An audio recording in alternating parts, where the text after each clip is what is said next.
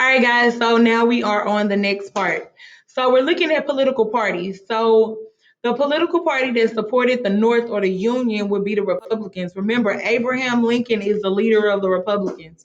I don't think of the Republicans that you think of now, because it was kind of switched or kind of different views.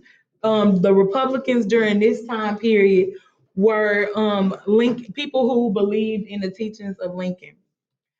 The South would be the Democrats. And so again, that's kind of switched from how we know it to be right now.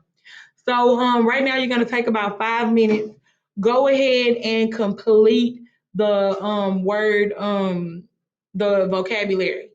So have your teacher pause, and then y'all will take 5 minutes to complete this, and then unpause so we can go to the next slide. All right, next slide. Welcome back. So we're looking at causes of the Civil War. There are three main causes we can pretty much chunk a lot of things into, and they are your three S's. Uh-oh, it's not going in the order of which I put it.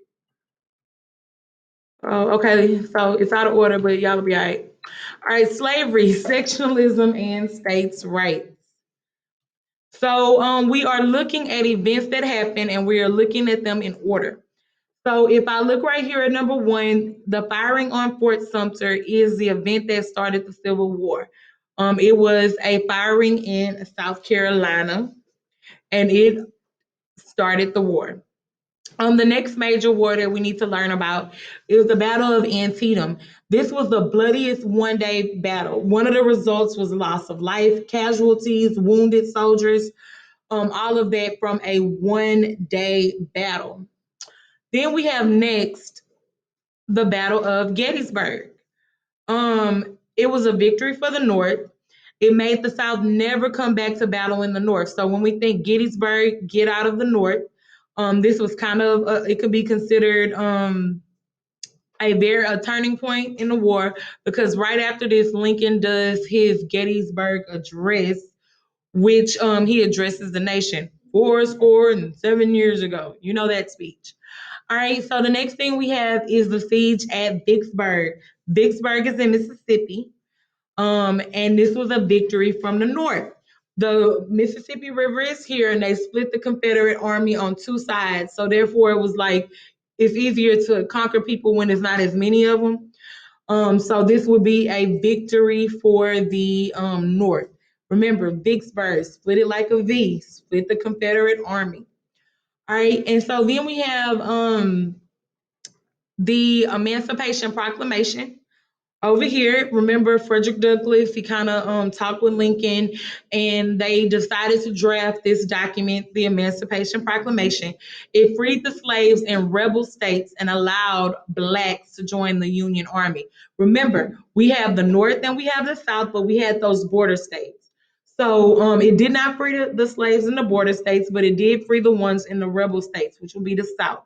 Now African Americans can fight for their own cause, and this was something that helped us win the war. Um, then we have the assassination of President Lincoln. As you know, Lincoln was assassinated by John Wilkes Booth in a theater booth. It was a conspiracy. It was planned by many people, and it did result in Lincoln being strategically killed. All right, and then we have last over here the surrender at Appomattox Courthouse. It is not a real courthouse, guys. It is actually a location called Appomattox Courthouse, Virginia.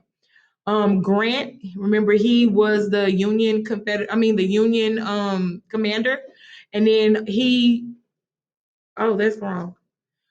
It says Grant surrendered to Lee, but it's supposed to be Lee surrendered to Grant. I'll fix it, but I'm not going to fix it for the video. So y'all just fix that on your paper. Remember, Lee surrendered to Grant, not Grant surrendered to Lee. He was the actual winner. And of course, we have our dates of the Civil War, which is 1861 to 1865.